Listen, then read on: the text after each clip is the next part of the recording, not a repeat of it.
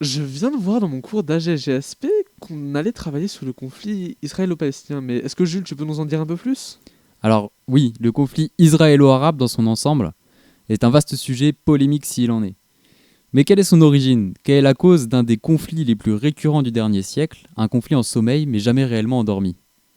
Ce qu'il faut savoir, c'est que ce conflit est d'abord un conflit territorial, un désaccord entre peuples au sujet de la propriété d'un territoire, la Palestine. Ce territoire, d'à peu près 25 000 km², soit à peine plus petit que notre région Normandie, doit son nom aux Philistins, un peuple en conflit permanent avec les Juifs, conflit ayant notamment donné le célébrissime duel entre David et Goliath. Si les Philistins finissent par disparaître dans les abîmes de l'histoire, les Juifs, disposant d'une identité culturelle et religieuse forte, restent un peuple important d'une région qu'ils voient comme la terre promise que leur Dieu leur aurait attribuée, et qu'ils nomment bien souvent de leur nom la Judée. Ils en sont cependant peu à peu expulsés, après s'être révoltés contre leurs maîtres babyloniens, grecs, puis romains. Tant et si bien qu'à la fin du IIe siècle après Jésus-Christ, les Juifs sont répandus sur tout le pourtour méditerranéen, au Moyen-Orient et jusqu'en Éthiopie, tout en étant quasiment absents de leur terre d'origine.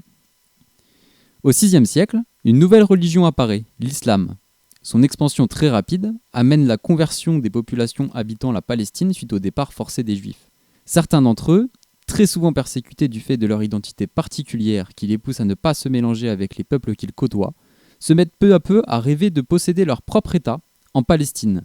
C'est la naissance du sionisme. Après la Première Guerre mondiale et la chute de l'Empire ottoman qui occupait la région, le rêve semble accessible. Le Royaume-Uni récupère en effet la souveraineté de la Palestine, et certains de ses dirigeants semblent depuis longtemps favorables au projet, comme le secrétaire d'État aux Affaires étrangères Arthur Balfour le déclare en 1917.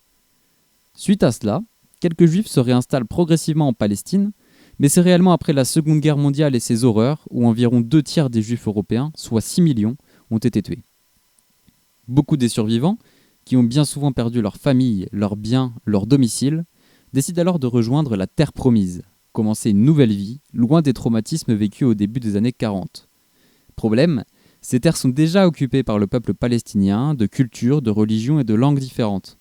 Des troubles apparaissent donc peu à peu entre juifs, arabes et britanniques qui occupent toujours la zone et cherchent maintenant à retarder l'arrivée des juifs européens pour maintenir la paix. Mécontents, ces derniers font valoir ce qu'ils considèrent comme leurs droits ancestraux sur la Palestine devant la toute jeune Organisation des Nations Unies, c'est l'ONU, qui finit par mettre au point en 1947 un projet de partition où la Palestine serait divisée en 3 parties, un État arabe, un État juif et Jérusalem, qui est une ville sainte pour l'islam et le judaïsme, qui resterait indépendante des 2 autres parties et serait gérée par un organisme international. Les juifs acceptent le projet, mais pas les arabes, et c'est ainsi que la guerre éclate réellement en 1948, avec la proclamation de l'indépendance d'Israël le 15 mai. Si les Arabes sont nettement plus nombreux, ils sont mal équipés et n'ont pas de commandement coordonné. De leur côté, les Juifs disposent de beaucoup d'aide. Beaucoup de gens dans le monde éprouvent en effet de la sympathie pour un peuple meurtri par la Seconde Guerre mondiale. Ils reçoivent donc des armes modernes, de l'argent, et beaucoup de vétérans de la guerre, américains, soviétiques, anglais, juifs ou non, se portent volontaires pour les aider. Les Arabes, aidés par la Jordanie, l'Égypte, le Liban, l'Irak et la Syrie notamment, sont rapidement vaincus, et un cessez-le-feu est signé en 1949. Cependant, les pays arabes des alentours ne reconnaissent pas l'indépendance d'Israël et cherchent l'occasion de prendre leur revanche, d'autant qu'ils disposent de l'aide militaire soviétique. Ce qui aboutit donc à 3 nouvelles guerres de grande ampleur. En 1956, où Israël bénéficia même d'une intervention militaire franco-britannique sur la ville égyptienne de Suez, très importante pour son canal. En 1967, durant la guerre dite des 6 jours, et en 1973, durant la guerre du Kippour. À chaque occasion, les forces arabes sont vaincues rapidement par des troupes israéliennes très bien équipées et très professionnelles, qui en profitent pour mettre la main sur des territoires plus faciles à défendre, comme les montagnes du Sinaï en Égypte ou du Golan en Syrie, la zone accidentée de Cisjordanie, sans oublier la fameuse bande de Gaza, auparavant égyptienne, située à seulement 55 km de Tel Aviv, la capitale israélienne. En dehors de ces périodes de conflits ouverts, les combats de faible intensité sont fréquents sur les frontières, et le danger semble permanent, ce qui a poussé les Israéliens à développer la bombe nucléaire, ce dont on est à peu près certain, même si Israël n'a jamais confirmé disposer de la bombe atomique. Constatant leur incapacité à vaincre militairement Israël, d'autant plus que son armée dispose probablement de l'arme atomique, les pays arabes commencent, après la guerre du Kippour, à vouloir la paix. C'est ce qu'on appelle la normalisation des relations entre Israël et les pays arabes. Ainsi, L'Égypte signe un traité de paix avec Israël en 1979 et la Jordanie en 1994. Ayant fait la paix avec l'Égypte, Israël cesse d'occuper le Sinaï et partiellement Gaza. Cependant, cela n'empêche pas Israël de se sentir menacé, d'autant que le pays subit toujours des attaques terroristes et des bombardements venant de pays voisins, où certains extrémistes sont toujours opposés à l'existence même d'Israël, tandis que d'autres combattent ce pays pour obtenir le retrait israélien de zones occupées. Cette situation aboutit à d'autres interventions israéliennes, au Liban à 4 reprises, en 1978, en 1982, en 1996 et en 2006, et à Gaza, également à 4 reprises, en 2004, en 2008-2009, en 2012 et en 2014, pour faire cesser ces attaques.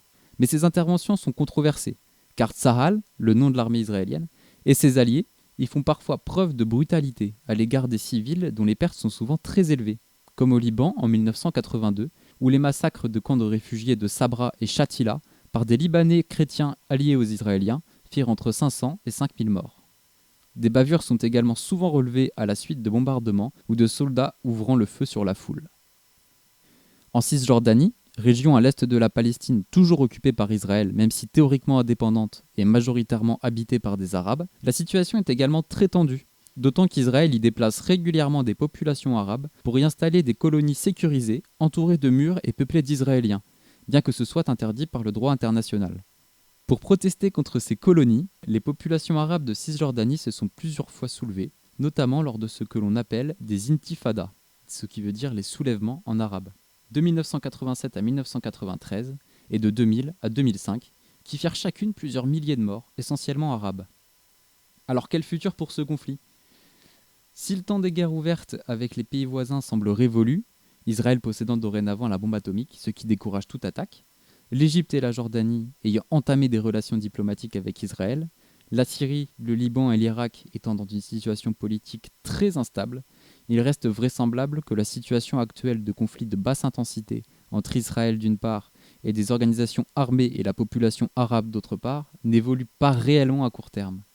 Cependant, la reconnaissance de l'autorité palestinienne arabe qui administre la partie non occupée par Israël de la Cisjordanie par l'ONU en 2012 comme État observateur non membre, ce à quoi Israël et les États-Unis notamment s'étaient toujours opposés, est peut-être un pas vers la paix dans la région. Si ce statut ne reconnaît pas réellement la Palestine arabe comme un pays, au même titre que la France ou l'Allemagne par exemple, cette décision reconnaît bien l'existence et la légitimité de cette autorité sur les territoires qu'elle contrôle. Ainsi, il aura fallu 72 ans de tensions extrêmes entrecoupées de combats et de dialogues pour aboutir à une situation qui ne contente personne et qui se rapproche pourtant du projet de partition recommandé par l'ONU en 1947. Malgré cela, les tensions entre juifs et arabes, liées à la volonté israélienne d'éliminer la moindre menace et la volonté arabe de se libérer de ce qu'ils voient comme une occupation étrangère, sont toujours fortes. Le conflit israélo-arabe, qui a fait plusieurs dizaines de milliers de morts depuis son apparition, ne semble pas tout à fait prêt à s'arrêter.